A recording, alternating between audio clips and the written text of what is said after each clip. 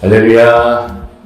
오늘은 우리 교회에 제가 사실은 코로나 때문에 못했던 설교를 준비했던 연초에 제가 하려고 했던 설교였는데 코로나 사태 때문에 하지 못하다가 오늘에서야 이렇게 이 말씀을 함께 나누고 싶습니다. 바람 한 점 없는 이런 화창한 날에 강변을 가보면은 강물이 어디로 흘러가는지를 사실은 잘 알 수가 없습니다. 언제 알 수 있냐? 바람이 막 세게 막 부는 그날에 강물이 막 출렁거리고 그때에서야 비로소 그 강물이 동에서 서로 가는지 북에서 남으로 흘러가는지 그 방향을 가늠할 수가 있는 것처럼 우리 삶도 그런 것 같고 우리 교회 공동체도 그런 것 같다 생각합니다. 평안할 때는 알 수가 없어요. 고요할 때는 목적과 방향도 몰라요.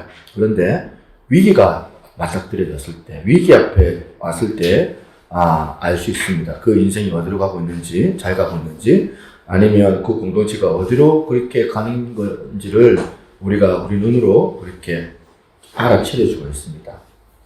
오늘 그야말로 이 코로나 시대를 우리가 지금 통과하고 있는 상황 아닙니까?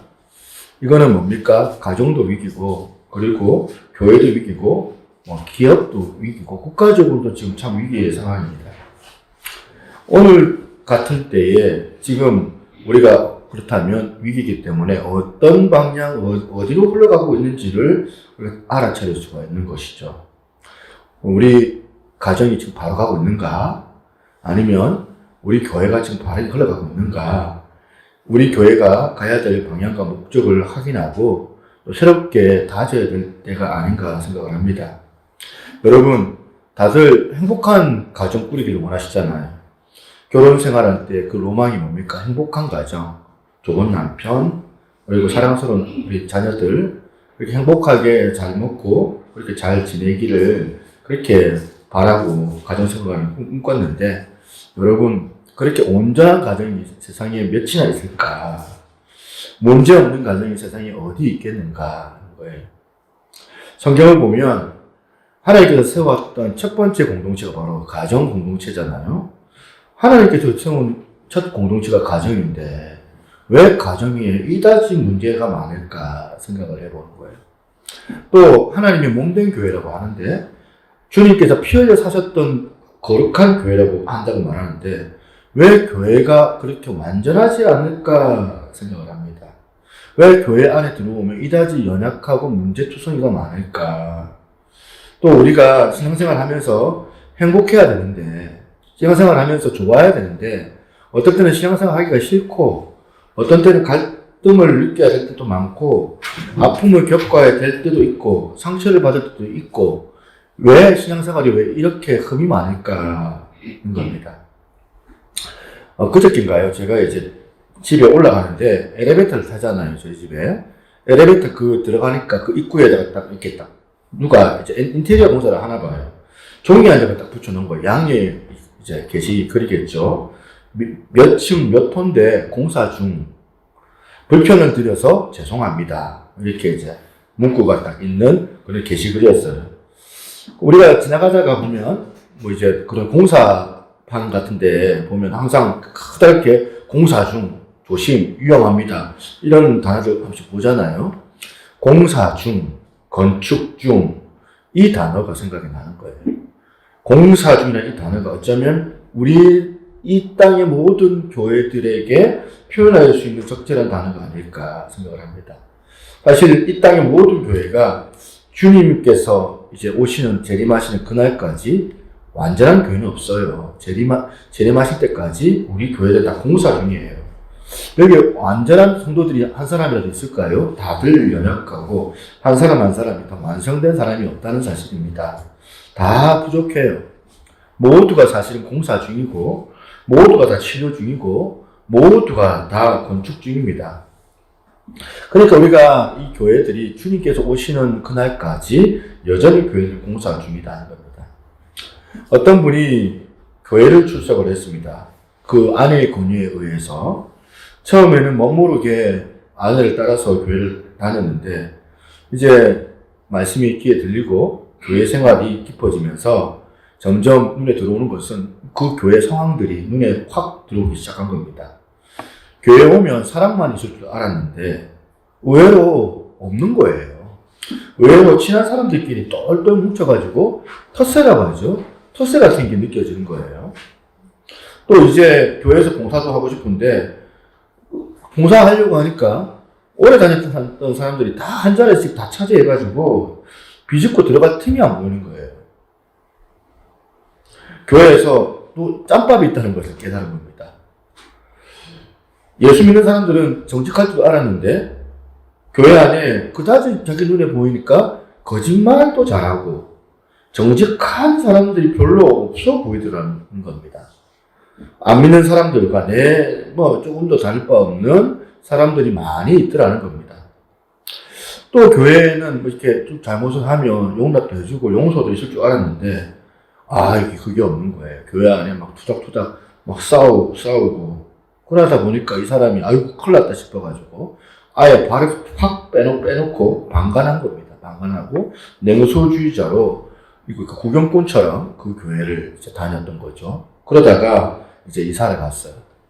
이사를 가서 이제 집 앞에 있는 좀 크지 않은 교회에 등록을 했는데, 이 교회 또 등록하자마자 이 교회의 감투는 다 씌워주는 겁니다. 목사님께서. 그러니까 알아주니까 처음에는 막 신이 나가지고 막 목사님하고 이제 이 교회 부흥시켜 봐야 되겠다. 아름다운 교회를 만들어 봐야 되겠다.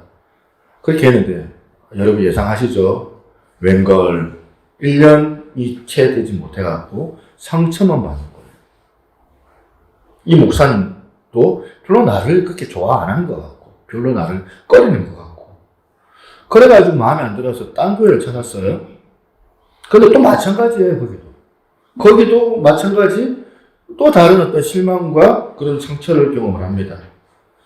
나는 정말 사랑이 있는 교회, 용서가 있는 교회, 그리고 말씀을 들을 때 은혜가 넘치고 또 깊은 감격과 감동이 있는 그런 교회를 내가 찾으리라. 그 이상적인 교회를 찾아가지고 그렇게 오늘도 헤매고 보지만은 어디를 가봐도 교회들은 똑같더라, 마찬가지더라. 그래서 이 사람이 결국 신앙생활을 포기하고 그리고 신앙생활의 행복을 잃어버리고 말았다는 겁니다. 보면 세드백 교회, 미국의 리그 워렌 목사님이 세운 교회인데, 이분이 참 이렇게 기독교 경건서적을 많이 내셨잖아요. 근데 이분이 이제 세드백 교회 초창기 때 멤버들을 한번 카운트를 해봤답니다. 20년이 지나고 나서 카운트를 해보니까 20명 정도 남았다고 얘기를 하시면서 너무 좋아하는 거예요. 20명이나 남았다면서. 우리 교회는 작은 교회지만 그 교회 좀 큰 교회 가운데를 얘기하는 거예요. 그런데 이 세드백 교회를 섬기고 지금도 있다는 사실을 너무 놀라워했다는 거죠, 이 목사님께서. 왜냐하면 교회 안에 여러 문제들이 생길 수도 있고 변화도 많고 시험거리도 많은 이 세상 가운데서 교회에 비근한 어떤 문제뿐만 아니라 개인적인 문제들까지 다 포함해서 다 이런 복합적인 것들을 다 하다 보니까 한 교회에 10년을 넘기고 20년을 섬기는 것, 그 자체만으로도 존경받을 만한 사람들이더라. 아까 제가 소개했던 예화의 이 집사님이나 마찬가지 초대교회 성도들도 그런 생각들이 있었던 것 같아요. 교회에 섬기면 천국일 줄 알았어. 천국을 건축할 줄 알았는데 막 딱 들어보니까 아픔밖에 없고 상처밖에 없는 겁니다. 그래서 저마다 막 불평을 해야 되는 거예요. 교회를 비판하는 소리가 막 이것저것 막 들려오는 겁니다. 우리 교회는 왜 그러냐면서. 자, 흥작 그래가지고 넘어지고 쓰러지는 사람이 누굽니까? 그렇게 불평하고 원망하는 자기 자신이 손해를 보더라. 여러분, 그 교회에 등록을 하게 되면, 그 교회에 소속하게 되면, 그때부터 자기 나름대로의 그 교회관이 생겨요. 자기 기준대로, 자기가 정해놓은 그 기준이 있는데, 그 기준대로, 이 교회는 이런 식이어야 된다. 교회는 저런 식이어야만 한다. 그럼 자기 마음대로 그렇게 평가를 하고 또 비판도 합니다. 초대교회 때도 성도들이 그랬겠죠. 이에 대해서 사도 바울이 그것 때문에 염려가 돼서 말씀하는 본문이 오늘 본문이에요. 2장 11절을 한번 띄워주시겠습니까? 이렇게 되어 있어요. 그러므로 생각하라. 너희는 그때에 육체로는 이방인이요 손으로는 육체에 행한 할례를 받은 무리라 칭하는 자들로부터 할례를 받지 않은 무리라고 칭함을 받은 자들이라. 그때는 너희는 그리스도 밖에 있었고 이스라엘 밖에 있었던 사람들이라. 약속의 언약들에 대하여서는 외인이요 세상에서 소망이 없고 하나님도 없었던 자이더니 이제는 전에 멀리 있던 너희가 그리스도 예수 안에서 그리스도의 피로 가까워졌느니라. 생각을 하라는 거예요. 너희는 무슨 생각을 하냐? 너희가 이전에 했던 그 불신자들이 있었을 때, 너희들이 이방인들이었을 때 무할례장이라고 칭함을 받았던 자들이 아니냐? 할례 받아야 되는데 너희도 할례 안 받았던 그런 어떤 소위 말해서 거룩하지 않았던 사람들이다.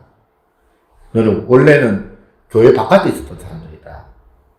그런데 이제 교회 안에 들어왔는데 여전히 교회 바깥에 있었던 그 시선을 가지고 교회 바깥에 있었던 그 가치관을 가지고 그 시각과 가치관이 세상적인 거예요. 세상적인 관점으로 이 교회를 바라보고 재단하더라. 그래서 너희들이 생각해라. 하나님의 교회가 그렇게 너희들이 생각하는 것처럼이 아니다. 너무너무 쉽게 그렇게 판단을 하고 교회를 그렇게 말하지 말아라. 그러면 좋겠다. 사도 바울이 이야기 이거예요. 도대체 교회가 왜 이러냐? 너무 쉽게 하나님의 거룩한 교회를 폄하하지 말라는 겁니다. 만약에 이걸 고쳐나가기를 원한다면 너부터 먼저 고쳐라는 거예요. 너부터 날마다 스스로 자기 자신을 경책하고 자기 자신을 쳐서 복종을 해라. 그래야지 교회가 된다. 이 얘기거든요. 성도들이 교회에 올 때 아까 말씀드렸던 것처럼 자기 나름대로의 가치관, 자기 교회관들을 하나씩 가지고 옵니다. 교회는 모든 사람들이 나를 보고 웃어줘야 된다. 그만큼 친절해야 된다는 거예요. 또 교회는 구제를 많이 해야 된다. 또 어떤 교회는, 큰 교회는 작은 교회를 돕고 선교를 많이 해야 된다. 큰 교회는 이런 이제 관념을 가지고 계신 분이 계시고, 또 교회는 크게 성장해야지 된다. 또 반대편에서는 또 다른 말을 해요. 교회는 작아야지 교회답다.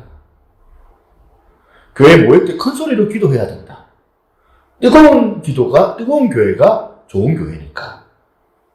또 한편에서는 교회는 신사적이어야 해서 큰 소리로 기도하면 안 되고, 이건 야단스러운 거니까, 경박하니까 교회는 점잖하게 그렇게 신앙생활 해야 된다. 그러니까 다들 지금 여기 계신 분들 몇 분입니까? 각각의 그 교회관들 다 있는 거예요. 자기 나름대로의 교회관을 가지고 다 교회로 오니까. 그걸 가지고 말하지 말라는 거예요. 그래서 자기 생각과 맞지 않으면은 그게 받쳐가지고, 이런 이제 뭡니까? 우리 재직했던 공동회에 탁 손들고 막 보면 이의를 제기하기도 하고, 또 보면 또 내 주장을 맞다는 것을 말하기 위해서 말을 또 흘리고, 또 무차별적인 어떤 사기에 가까운 그런 어떤 아주 날선 비판을 해대기도 하고, 그게요, 적신호인데, 자기 신앙생활에 위험한 상태인 걸 그렇게 모르고 말하는 건데, 그렇게 얘기를 하는 거예요. 그게 곧 자기에게도 위험하지만 교회에게도 상처를 주는 것들이더라. 이에 대해서 사도 바울이 지금까지 너희들이 살아온 삶이나 지금 살아가는 가치관이나 헌신 등이나 하나님의 몸된 교회를 너희들이 전체적으로 평가할 어떤 영성, 그런 위치에 아직 도달하지 않았다. 그 얘기거든요. 오히려 너희들이 말씀을 잘 청렴해서 이 교회, 하나님의 교회가 어떤 곳인지, 또 교회에, 또 우리가 어떻게 보면 교회 연약성이 있는데 이 연약함이 무엇인지, 왜 교회가 내 생각과 다른지 배워야 될 위치에 있어야 된다. 배워야 된다는 거예요. 나도. 이 세상에서 가장 두렵고 떨리는 마음으로 생각해야 될 게 이거예요. 조심스럽게 접근해야 되는 문제가 뭐냐면 교회에 대한 그런 이해라는 겁니다. 마치 결혼식 할 때 신부가 그 아버지의 손을 잡고 사뿐사뿐 그렇게 걸어오잖아요. 근데 한결아, 나나야 안 춥나? 춥지 않아? 추울 것 같은데. 이렇게 결혼식 날 걸어온 신부를 대하는 것처럼 조심스러운 평가를 우리가 교회에 해야 되고, 마치 또 엄마 뱃속에 있는 아기를 얼마나 애지중지합니까? 산모가. 그러는 것처럼 경외심을 가지고 교회에 관하여서 조심스럽게 대하지 않으면 그 교회의 거룩함, 그 교회의 고교함이 손상될 수밖에 없는 것이 하나님의 교회에 대한 관점이라는 겁니다. 교회는 눈에 보이는 교회가 있고요. 눈에 보이지 않는 교회가 있습니다. 눈에 보이지 않는 교회야말로 완전한 하나님의 교회, 하나님 나라 아니겠어요? 그런데 우리가 보는 건 뭐예요? 눈에 보이는 교회들이에요.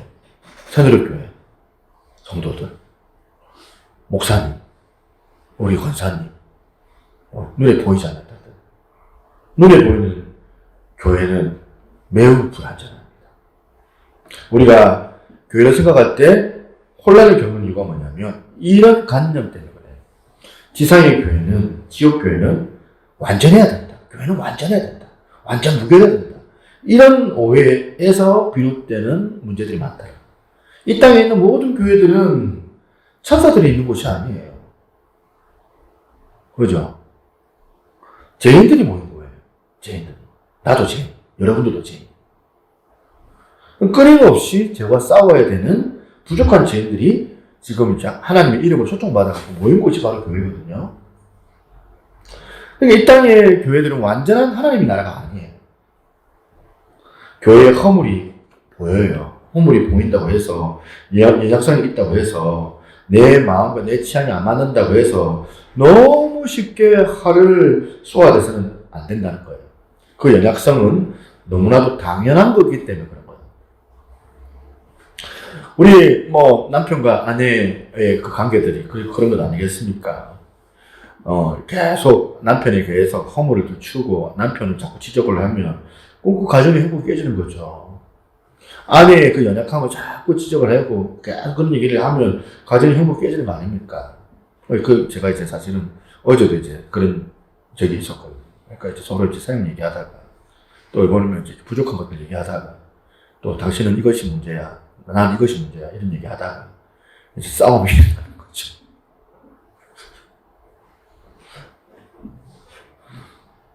그 나라의 교육을 우리가 비판할 수 있지만 여러분 우리 자녀들 공부 못한다고 우리 자녀들 내가 막 비판할 수 있겠습니까? 격려해야죠.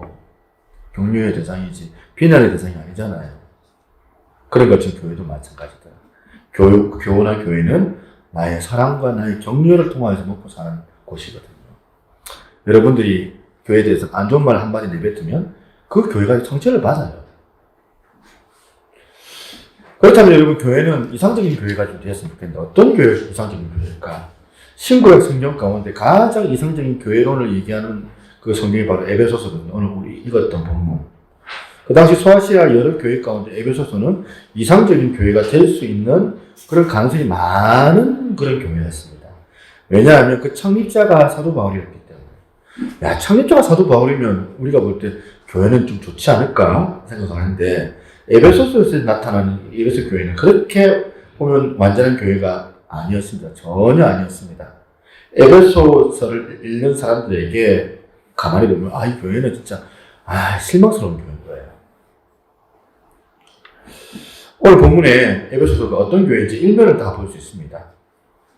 만약에 여러분 자녀들하고 핸드폰 통화하면서 이렇게 누구야 밥 잘 먹어야 된다 이러면 그 아이는 보통 어떤 아이냐면 밥을 잘 안 먹는 아이일 거예요. 밤에 일찍 들어오너라 이렇게 말하는 그런 말을 듣는 아이라면 아마 기가 시간이 좀 늦는 아이일 거예요. 또 전화를 하다가 오늘 싸우지 말고 그렇게 보면 잘 지내고 들어와 이렇게 얘기를 하면 그 얘기는 아마 이 아이가 싸움도 잘하는 싸움쟁이일 가능성이 많습니다. 오늘 에베소서 4장 25절에 보면 이런 말을 하잖아요. 거짓을 버리고 각각 그 이웃과 더불어 참된 것을 말해라. 무슨 뜻이에요? 에베소 교회 안에 거짓, 진실하지 못한 그런 위선이 지금 가득했다는 그런 얘기 아닙니까? 26절에 보니까 분을 내어도 죄를 짓지 말라. 이게 무슨 말이에요? 교회 안에 이런 사람이 있었다는 거예요. 혈기가 많고. 걸핏하면 막 화를 막 버럭버럭 내는 그런 사람들도 있었던 것 같고, 성질 더러운 사람들이 막 그 교회 안에 가득했던 것 같아요. 28절에 도둑질 하는 자는 다시 도둑질 하지 말라. 교회 안에 막 가방을 막 훔치는 사람, 심지어 옆에 있는 사람 가방 뒤지고 도벽을 버리지 못하는 사람들도 그 교회 안에 있었던 것 같아요. 29절에 더러운 말은 너희 입 밖으로 내지 말라. 그러니까 교회 안에 이런 막 상소리나 이런 음담을 좋아하는 사람, 또 욕 잘하고 흉을 잘 보고 이간질하고 헐뜯고 입술로 범죄하는 그런 사람들이 수두룩했다는 거예요. 그 이전에 2장을 보면 유대인과 이방인이 하나 되지 못하여서 갈등하고 싸움박질하는 그 장면도 나와요. 2장에는. 그 교회 안에 이렇게 이런 분쟁과 다툼들이 있었다는 증거거든요. 이게 우리가 바라보는 에베소 교회예요. 그래서 이제 요한계시록 같은 경우는 에베소 교회를 향하여서 사도 요한이 하나님께로 받은 말씀 있잖아요. 첫사랑을 좀 해볼까요?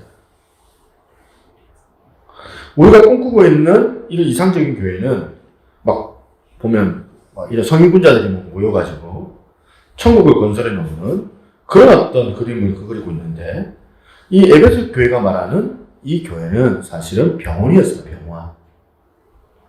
교회 안에 아픈 사람들이 너무 많은 거예요. 마음이 아픈 사람들, 마음에 결격이 있는 사람들, 고쳐야 돼, 고침을 받아야 되는 사람들, 변화가 필요한 사람들, 교만한 사람들, 혈기가 많은 사람들, 거짓말을 못 버리고 있는 사람들, 입이 가벼워가지고 껄핏하면 다른 사람들한테 상처 주는 사람들, 이런 사람들 많이 있었어요.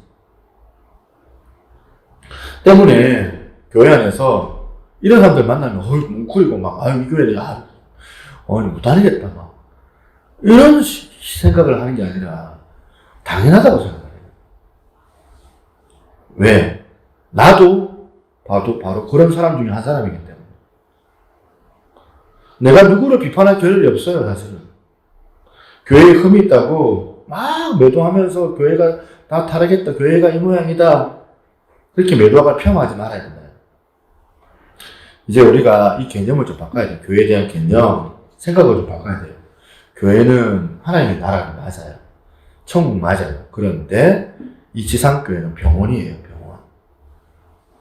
이 땅에 살아가다가 완전한 교회를 만난다면, 여러분들이 그 교회에 등록을 하면 그때부터 그 교회는 이제 타락해요. 왜냐? 그 교회 한 멤버로 여러분들이 등록하는 그 순간부터 여러분들로 말미암아 교회에 흠이 되고, 그리고 아픔이 있고 갈등이 있는 교회로 전락하기 때문에, 그 교회도 흠이 많은 인간들이 모여지는 모임이기 때문에 그런 거예요. 그래서 우리가 서로 사랑하고 아껴주고 서로 격려하고 함께 성장하는 것을 도모해야 돼요. 교회의 연약성을 내가 어떻게 이해하고 어떻게 그러면 해결을 할 수 있을까? 첫 번째는 자기 자신을 들여다봐야 돼, 내 자신을. 그 흠과 연약성은 바로 내 안에 있는 것들이 대부분이기 때문에. 그래서 교회는 병원이에요, 병원. 좋은 병원에는 언제나 환자들이 많이 몰려가가지고 치료를 경험을 하잖아요.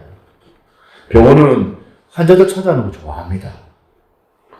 딱히 돈을 많이 벌어서가 아니고, 병원이 존재하는 이유가 뭐냐면 그 환자들을 치료해야 하는 곳이기 때문에 환자들이 많이 찾아오면 좋은 거예요. 자신이 부족하다고 생각하는 분이 있습니까? 그럼 바로 그곳이, 모이는 그곳이 바로 교회예요. 그런 사람들이 모이는 곳이에요. 교회는 죄인들이 찾아오는 곳들이니까. 그들이 교회에서 치료를 경험하고 변화를 체험해야 돼요. 그래서 교회를 막 통합으로 잘라놓고 보면 여러 가지 연약한 투성이죠. 제대로 안 된 사람들 투성입니다. 교회가 제 기능을 발휘하지 못하는 것처럼 그렇게 보이는 겁니다. 때로는 지상의 모든 교회들이 이상이 있는 것처럼 이제 보면 이상하다 그렇게 보이기도 합니다. 그런데 그것만 보이면 제대로 모르는 거예요. 그게 아직 교회가 어떤 곳인지를 내가 아직 몰랐다는 거예요. 여러분, 다시 한번 얘기합니다. 교회는 흠이 있습니다. 부족함이 많습니다. 상처투성입니다. 그럼에도 불구하고 하나님의 거룩한 교회예요. 주님의 피 흘려 사신 교회예요. 왜요? 여러분, 뭐, 여기서 오시는 분들도 어떻게 보면 다른 교회에서 옮겨오신 분들은 저는 알거든요. 근데 그 교회도 주님의 교회예요. 저는 이 정관에 있는 모든 교회들이 연합하기를 원해요. 예수 그리스도 이름으로. 교회의 머리가 되시는 분이 그리스도이시기 때문에. 교회가 갈기갈기 찢어진 것처럼 보입니다. 그럼에도 불구하고 세상에 있는 모든 지상 교회는 하나입니다.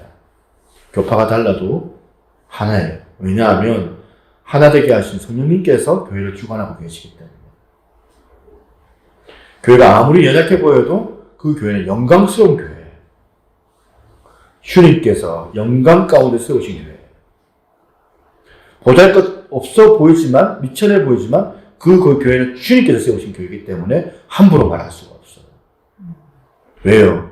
그 안에 영광스러운 주님께서 함께하고 계시기 때문에 그런 겁니다. 그래서 생각하라는 거예요. 여러분 기억하십시다. 이 병원에 가 있죠. 저도 환자고 여러분도 환자예요. 병원에 오면 안 돼 하고 나온 사람도 있고 다리 부러진 사람도 있고 그렇잖아요. 병원 가가지고 다리 부러진 사람 보면서 안 돼 한 사람이 비웃습니까? 절대 안 비웃습니다. 팔 부러진 사람이 명장수술한 사람을 비난하지 않습니다. 왜냐? 교회는 용납하는 것이기 때문에, 아픈 사람들이 모인 것이기 때문에, 다 인정하는 것이기 때문에. 그게 교회예요. 어차피 인간은 영적으로, 정신적으로 다시 장애거든요. 저와 여러분들 다 장애를 다 갖고 있어요, 영적으로. 서로 불쌍하게 여기는 것이 바로 교회거든요. 기다려줄 줄 알아야 돼요. 그래서 오늘 본문 4장 32절 마지막 절에 보면 이런 말씀을 합니다. 서로 친절하게 하며 불쌍히 여기며 서로 용서하기를 하나님이 그리스도 안에서 너희를 용서하신 같이 하라 했습니다. 우리가 서로 이렇게 좀 용납하고 치료하는 그런 분위기가 되기 위해서는 좀 반드시 필요한 게 있습니다. 가족 같은 교회가 돼야 돼요. 이제 본론 나온 거예요. 제가 지금 큰 교회 안에 은혜로운 예배를 경험을 하고 동시에 이런 셀 모임, 코이노니아 모임 이런 일로 통하여서 신령한 가족을 경험하는 거거든요. 여러분 셀 식구들한테 자기 마음 못 내놓는 사람 많잖아요. 교회 식구들한테. 그거는 비정상인 거예요. 잘못된 거예요. 셀 식구들한테 자기 아픔도 자연스럽게 내놓을 수 있는 그런 어떤 관계들이 돼야 돼요. 실수해도 용납해주고 사랑해주고. 왜 여러분들이 작은 모임에서 여러분들이 마음을 그렇게 차단할까요? 그게 상처를 받았기 때문에. 연약한 사람들한테 상처를 받았기 때문에. 그러니까 그 사람한테 내 연약하게 보이기 싫은 거예요. 셀 모임을 지금 코로나잖아요. 못해요. 지금 식사도 못하고. 고민이 많습니다, 제가. 1년 가까이 넘어갔으니까. 이거 어떻게 해야 되나? 줌이라고 해가지고 화상 채팅을, 화상 모임을, 이거라도 하자. 뭐 젊은 사람들이 가능해요. 그래도. 나이 드신 분들이 좀 어려워해요, 이거를. 우리에게 이런 식이라도 하더라도 작은 모임이 소그룹을 반드시 해야 되는 이유가 뭐냐면 두 가지 때문입니다. 첫 번째는 뭐냐면 외로움의 문제를 해결하기 위해서. 어떤 교회 소그룹 게시판 한번 소개를 좀 하자. 문구가 이렇게 있고 나더라고요. 나를 이해하는 단 한 사람이라도 있을 때에 우리는 외롭지 않습니다. 소그룹 모임은 나의 이야기를 하는 것입니다. 내 속에 있는 이야기를 하고 그 이야기를 들어주는 사람이 있는 곳. 그리고 함께 기도해주는 믿음의 동역자를 얻는 곳. 이것이 바로 소그룹 모임입니다. 이런 문구예요. 이거는 제가 원하는 우리 교회가 지향해야 되는 이상적인 소그룹 모임이라는 생각에서 마음이 와닿았어요. 높은 지위가 있다고 해서 나는 앞에서 이렇게 막 잘난 척하고 혼자 말하고 지위가 낮다 해가지고 막 거기서 탁 수그려가지고 한마디도 못하고 남의 이야기 들어주고 난 안 갈래. 내가 거기서 막내니까. 누구라도 상관없이 그게 아니라 답답한 내 마음을 털어놓고 상대방의 이야기를 경청해 주는 거. 그게 그 이야기들이 모아져가지고 아버지 하나님께 기도로 올려지는 것이 바로 소그룹 공동체라고 생각하거든요. 여러분, 그러니까 교회는 이런 곳이 돼야 돼요. 우리의 외로움의 문제를 해결해 주는 곳이거든요. 외로움의 문제를. 왜 그러냐면 인간의 외로움을 해결해 줄 유일한 대안이 예수 그리스도시라고 예수 그리스도이시고 그분이 교회의 머리가 되시기 때문에 예수님께서 우리의 죄를 대속해 주시는 그 과정에서 겪으셨던 아픔이 뭐였냐면 외로움이었거든요. 예수님 십자가에서 이런 말씀을 하십니다. 마가복음 15장 54절입니다. 한번 띄워주세요. 제9시에 예수께서 크게 소리 지르시되 엘리 엘리 라마 사박다니 하시니 이를 번역하면 나의 하나님 나의 하나님 어찌하여 나를 버리셨나이까 하는지라. 우리 주님께서도 십자가에 달려가지고 인간의 그 죄 문제를 해결해 가시는 대속해 가시는 그 과정에서 철저하게 성부 하나님과의 그 관계, 아버지 하나님과의 그 관계에서 소외당하는 아픔을 겪으셨거든요.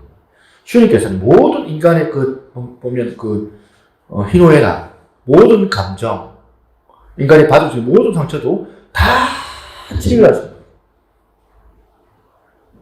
그분이 친히 인간의 연약한 아픔을 눈물로 경험을 하셨기 때문에 그래서 저와 여러분 안에 있는 그 감추어진 그 고독의 문제를 주님께서는 알고 계시거든요.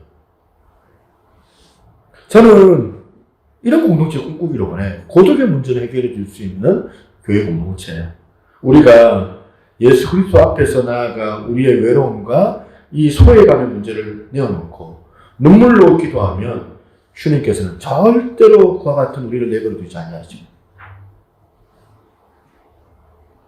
그래서 소그룹 어제도 막 중고등부 친구도 한다고 하는데 사모님이 막 이제 애를 많이 쓰시더라. 그 참여 안 하려고 하는 친구들 참여시키려고. 이거 뭐 아직 우리 친구도 잘 모르잖아요. 이런 거.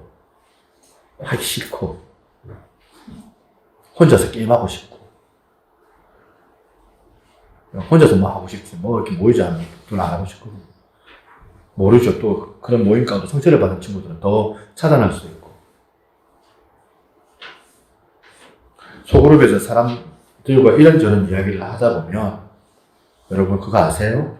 치료받는 느낌을 경험해요. 제가 1대1 양육도 해보고 뭐 이번 주도 1대1 양육을 몇 번 하고 했어요. 또 뭐 제가 이제 이런 양육을 하다 보면 제가 이제 곰처럼 이제 말없이 가만히 있으면 안 되겠더라고요. 애써서 제가 말을 많이 해요. 그래서 자꾸 이제 말 많이 한다고 이제 소리가 들리지만 애써서 얘기를 많이 해요. 왜냐면 내가 많이 주도를 해서 이제 말을 끄잡아내야 되니까. 그 이야기를 하다 보면 서로 간에 어떤 그 웃음들이, 자연스러운 웃음들이 나와요. 웃다 보면 치료되고, 굳이 막 이렇게 상담 안 해도, 굳이 막 이제 이렇게 심각한 얘기 안 끄잡아내도 서로 이야기하고 가볍게 농담을 주고받아도 그 속에서 내 마음이 치료되는 것을 느껴요. 요번에 치료를 피우려고 오셨던 분도 지금 오늘 안 오셔서 이제 내일 나중에 올지 모르지만 그분이 한번 찾아왔죠. 수요일 때. 이제 뭐 사실은 우리 생각에는 또 도와줘야 되는 형편이니까 좀 웅크릴 수 있잖아요. 교회가 계속 도와줘야 되니까. 그래서 그분이 와서 저랑 한 2시간을 얘기했어요. 2시간을 얘기하고 난 다음에 저한테 정말 오랜만에 제 속마음을 다 털어놨습니다. 너무 후련합니다. 그냥 제가 들어줬어요. 뭘 하라고 얘기한 것도 아니고. 자기가 다 얘기 다 해요. 사실 모양새는 목사로서 성도들에게 영적으로 퍼주는 시간이에요. 그러니까 영적인 어떤 그런 에너지들이 나가야 돼요. 나가야 되기 때문에 어떨 때는 막 지칠 때도 있어요. 지칠 것 같아요. 그런데 희한하게도 그렇게 교제를 그렇게 하면 내 안에 내가 치료받는 느낌을 받아요. 내가 따로 뭘 받지 않아도 그 사람한테 이렇게 해주고 이렇게 안 해도 이 사람이 내 영이 치유가 되고 회복되는 것을 경험을 해요. 1대1 소그룹의 축복이라 저는 생각해요. 술 안 먹어도. 술 먹어야지 치중 진단 나온다는 사람들. 그런 거 없어도 충분히 가능해요. 성령께서 우리 가운데 치료하신 그 과정을 경험하거든요. 이게 소그룹의 힘이에요. 누구에게 일방적으로 퍼주는 시간이 아니라, 또 누구에게 일방적으로 받는 시간이 아니라, 서로 상호 간에 사랑하고 교제하는 가운데서 힘을 얻어가는 시간이 바로 소그룹이거든요. 엘리야가 이런 비슷한 우울증 제가 있었습니다. 열심히 사역을 했는데, 일은 진전이 안 되는 것 같고, 오히려 그 흉악한 이세벨은 자기를 죽인다는 소식을 듣고, 얼른 도망해가지고 강렬로 도망갔다가, 내 죽어야 되겠다. 자살 충동까지 느낀 거예요. 그때 하나님께서 이 엘리야에게 처방해 주신 게 뭐예요? 노뎀나무 아래에서. 한 상 잘 차려가지고 먹게 하시고, 푹 자게 하시고.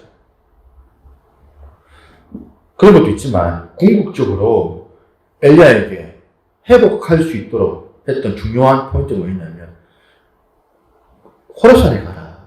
호렙산에 가서 보니까 하나님께 보여주시는 거예요. 왜 보여주시냐면, 너 말고 바알에게 무릎 꿇지 않는 7,000명. 너는 네 혼자라고 생각을 했는데, 아니다! 7,000명이나 있다.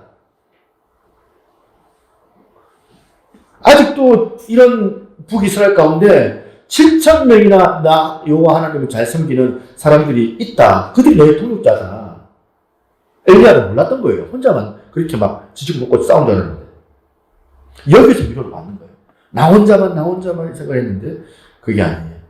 여러분, 안 믿는 시대, 안 믿는 남편, 믿음 없는 자녀들 보고 있다 보면은 막 우울해지고 힘들고 주변을 둘러보면, 그런데 여러분, 교회 안에서 이런 모임을 통해서 이야기를 해보면 나만 그러는 게 아니구나. 그러면서 도전받는 거예요. 믿음을 지키고 신앙을 열심히 살아가려고 하는, 그런 몸부림치려고 하는 그런 사람들을 만나면 또 도전도 받고 또 위로도 받을 때가 있거든요. 혼자라고 생각을 했는데 우리 주변에 온통 하나님을 배교하는 것 같고 온통 이 코로나로 인해 가지고 다 하나님을 다 대적하는 것 같은데, 이럴 때 소그룹 모임을 가보면 그곳에 하나님이 남겨주신 7,000명이 있음을 제가 보거든요. 다 세상을 썩은 것 같고 다 엉망진창인 것 같은데 여전히 하나님을 섬기고 있는 사람들이 보이더라. 여전히 하나님을 믿는 신실한 자녀들이 보이더라. 여전히 순수한 믿음을 가지고 있는 믿음의 통역자들이 많이 남아있다는 것을 그렇게 확인하게 되더라는 거예요. 이게 소그룹의 기능이에요.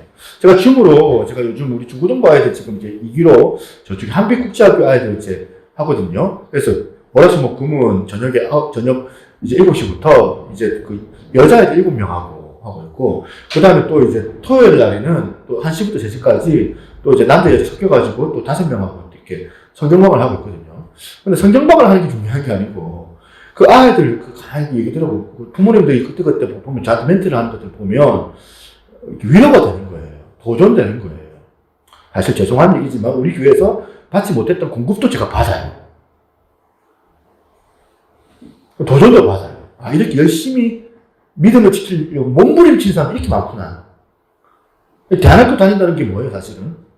크리스찬 대학교? 그 등록비가 얼마예요? 100만 원이 넘어요, 한 달에. 근데 그거 내면서도 굳이 대학교 가겠다는 건 뭐예요? 그 기독교 신앙 안 해다버리려고. 몸부림을 치는 그런 이제 분들 내가 본 거예요. 이런 열심히 가지고 있는 사람들이 있구나. 그걸 확인하는 거예요. 모임에 가면. 형체받는 게 아니라 도전받아요. 이게 소그룹의 기능이에요. 두 번째는 우리가 왜 소그룹에 참여해야 되냐. 참여해야 되는 이유가 뭐냐면 성자가 성숙이 여기 있기 때문에 그런 거예요. 아무리 셀리드가 잘해주더라도 셀 식구들이 다 내 마음으로 다 잘해주더라도 사실 그게 근본적인 문제 해결이 되는 것은 아니에요. 그래서 소그룹의 기능을 외로움의 문제 해결만으로 국한해서는 이건 문제만 생겨요. 반드시. 결혼을 해봐도 외로워서 결혼하면 그 가정이 바로 어려워집니다. 외롭다고 결혼하면 외로움이 없어질 줄 알았는데 그게 아니에요.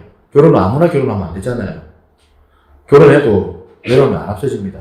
주 안에서 내가 이거 가져가야 돼요. 외로움의 문제, 고독의 문제, 이걸 해결하고 홀로 설 수 있는 성숙함이 내 안에 있어야 돼요.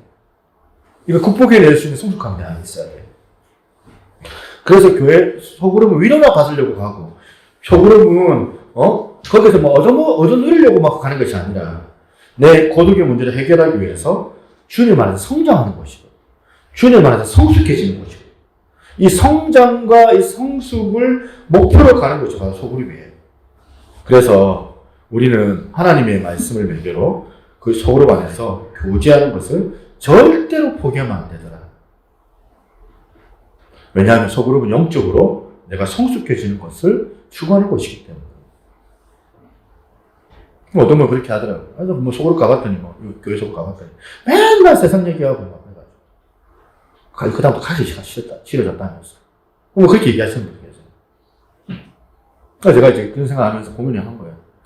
리더 세워도 정말 이제 잘 세워야 되겠다. 리더가 이제 세상적으로 나가면, 세상적인 문화가 맨날 명품 얘기하고, 맨날 뭐 보면 세상적인 얘기하고, 그러면 이제 가기가 싫은 거죠. 뭐, 그거 하나, 뭐, 개놀 거랑 똑같은 건데. 술만 안 먹었을 뿐이지. 내가 마음을 열고, 나를 드러낼 때, 저 사람이 마음을 열고 자기를 오픈할 때, 그 교제 속에는 역사가 일어나거든요. 성령의 역사가. 우리가 속한 소그룹 안에 이런 성령의 역사가 일어나기를 좀 바랍니다. 그래서 우리를 치유하고 회복시키고 성숙하게 하고 성장하게 하는 일이 더 아름답게 우리 가운데 일어나기를 시간 간절히 기도합니다. 그런 걸 소망할 수 있는 복된 여러분 되시기를 소망합니다. 교회는 그리스도의 몸이라고 제가 말했습니다. 하나님 나라 영광의 보좌에 앉으신 그분의 몸입니다. 만왕의 왕 되신 예수 그리스도의 신부입니다. 그 거룩한 분의 신부의 얼굴에 상처를 낼 수는 없습니다. 신부의 옷을 찢고 더럽힐 수 없습니다. 이 땅의 교회가 못나 보여도 소중한 주님의 신부이기 때문에 서로 귀하게 여기고 교회의 경외의 심을 가지고 바라봐야 된다는 거죠. 우리가 배운 가장 소중한 일이 뭡니까? 가족을 사랑하고 교회를 사랑하는 겁니다. 2장 13절 다시 한번 이거 한번 읽어보겠습니다.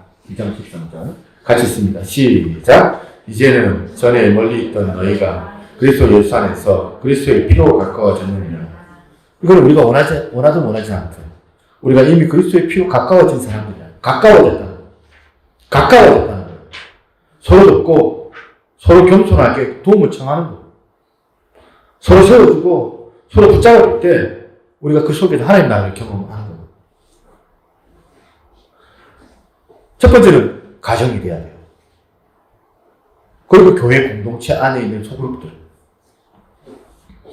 그러니까 남 탓하지 말고 교회 탓하지 말고 자기를 성숙하게 해나가면 자신이 치유를 경험할 수 있다. 다른 사람에게 소중한 존재가 될 수 있다는 사실.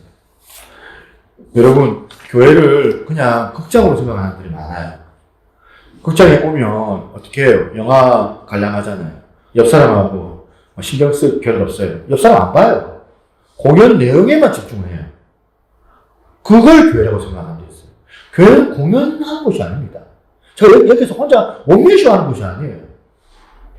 예배나 설교를 통해서 나 혼자 은혜를 체험하고 감동받으면 된다. 이게 아니에요. 교회 안에서 감동받는 거, 은혜를 체험하는 거, 이걸 어떻게 나눠야 돼요. 그래서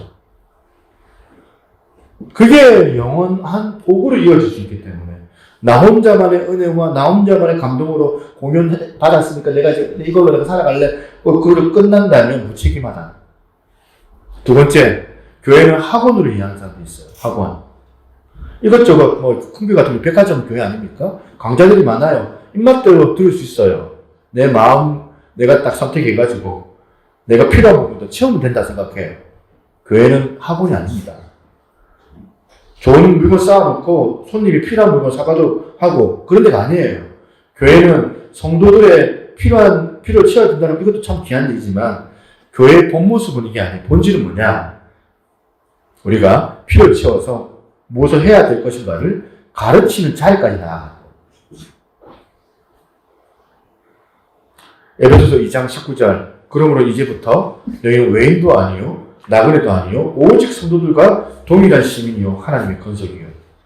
구원받은 성도들은 하나님 나라의 권속, 가족, 권속이란 말이에요. 모두 다 하나님의 자녀로 새롭게 태어난 한 가족.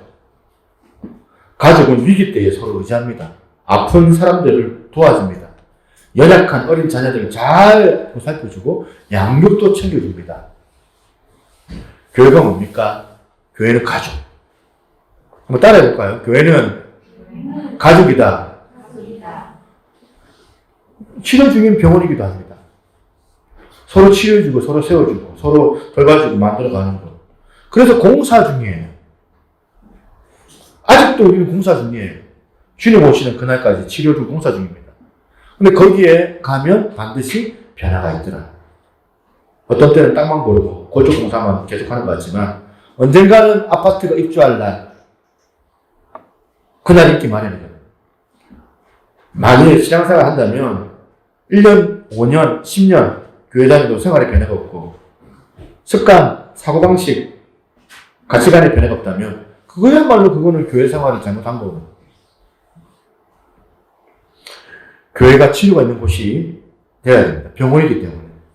치료가 완성된 사람은 아직 아무도 없지만 머리를 치료하고 나면 손을 치료하게 되고 손을 치료하고 나면 다시 발을 치료하게 되고 그런 것이 교회예요. 아무것도 해주는 것 없지만 주 안에서 만난 형제 자매가 사랑하는 마음으로 나눠주는 대답에 답을 안 줘도 성령님의 그 치료해주는 신비가 그 안에 있다는 겁니다. 우리 교회 안에 이런 신비가 좀 흘러 넘치기를 저는 바랍니다. 상당 전문가가 탁월한 전문가라서가 아니라 어머니 그런 능력이 있다고 해서 문제를 해결해주고 도움을 주는 것이 아니라 그리스도 안에서 사랑하는 그 마음이 그냥 가만히 있어만 줘도 상대방의 상처를 치료해주는 능력이 되더라. 그런 은혜를 맛보는 소그룹을 경험하도록 바라는 거예요. 간절하게. 그래서 이런 소그룹이 잘 활성화되는 교회들을 보면 성숙함들이 많아요. 그래서 이런 일로 통해서 저와 여러분들이 크리스찬다워지고 또 가정에서 어머니다워지고 아버지다워지고 또 저 같은 경우는 목사다워지는 거죠. 이런 것들을 꿈꾸면서 소그룹을 통하여서 서로 철이 철을 그렇게 보면 날카롭게 하잖아요. 철이 철을 날카롭게 하는 것처럼 그렇게 에베소서 4장 13절을 구현하는 그런 공동체가 되기를 소망합니다. 우리 같이 한번 이거 읽어보겠습니다. 4장 13절 같이 읽습니다. 시작. 우리가 다 하나님 아들을 믿는 것과 사람을 이루어 그리스도의 장사한 분량이 충만할 때까지 이르리니 이는 우리가 이제부터 어린아이가 되지 아니하여 사람의 속임수와 간사한 유혹에 빠져 온갖 교훈의 풍조에 밀려 요동하지 않게 하려 함이라. 이 목표가 일대의 소그룹 안에 구현되고 이루어졌으면 좋겠다 생각해요. 사실 제가 이번 주간에 소그룹을 하면서 또 우리 또 나이 드신 분들 또 줌이 안 되기 때문에 또 오늘 같은 경우에는 또 점심 식사를 좀 해볼까 또 생각을 좀 했었어요. 어제까지 고민했었어요. 고민하고 또 남성셀도 오늘 같이 좀 모일까 이런 생각도 했었는데 코로나 문제 때문에 여러 가지 또 이렇게 말들도 많고 논란의 여지도 있을 것 같고 또 제 생각에는 아직 이런 마음들에 열려있는 분들도 별로 상당한 어떤 그런 어떤 분위기가 있어야 되는데 이런 분위기가 아직 아닌 것 같아서 이제 우리가 5인 이상 모임 금지 해제가 되면 그때 좀 해야 되겠다는 생각을 좀 하는 겁니다. 간절합니다, 제가. 그래서 여기 오늘 일부에 오신 분들 같은 경우도 사실은 이게 참 참여가 좀 어려운 부분이 있는데 제가 요청을 하면 좀 따라주세요. 따라주시고 여러분들이 모여서 뭐 하는데 이렇게 생각할 수 있는데 모여가지고 같이 이렇게 은혜 나누는 것으로만으로도 위로가 되는 거거든. 할 말도 없는데 뭐 하려고 모이면 아니 그런 소리 말고 정말 우리가 이런 어떤 이제 교회를 하나로 이루어 나가기 위해서는 같이 힘을 모아야 할 때가 있거든. 그래서 일단은 이제 그 하상으로 하시는 분들은 좀 했는데 좀 대면으로 하시는 우리 좀 이렇게 어르신들 같은 경우에는 제가 한두 주 빌어야 될 것 같아요. 이럴 때에 여러분들이 참여해 주세요. 참여해 주시고 그래서 제가 그렇다고 해서 막 어렵게 오라고 하는 것도 아니고, 정말 고려해가지고, 정말 배려해서, 시간 좀 생각을 해가지고, 이제 맞춰가지고 하는 건데, 여러분들 참여 안 하면, 이런 어려운 부분들이죠. 그렇다고 제가 실망하지는 않습니다. 이전에 그래왔기 때문에, 실망하지 않지만, 여러분들이 뭐가 옳고 그른지를 잘 분별하셔가지고, 같이 따라주시면 좋겠다, 그렇게 생각합니다. 이 목표가 1대1 소그룹 안에서 잘 구현되기 좀 바랍니다. 그래서 진정한 가족 공동체를 구현해서 교회가 사랑의 원형을 완성하고 외로운 문제를 해결하고 더 성장하고 성숙하고 서로가 서로를 섬기는 복된 우리 교회가 되기를 예수 그리스도 이름으로 축원합니다. 아멘.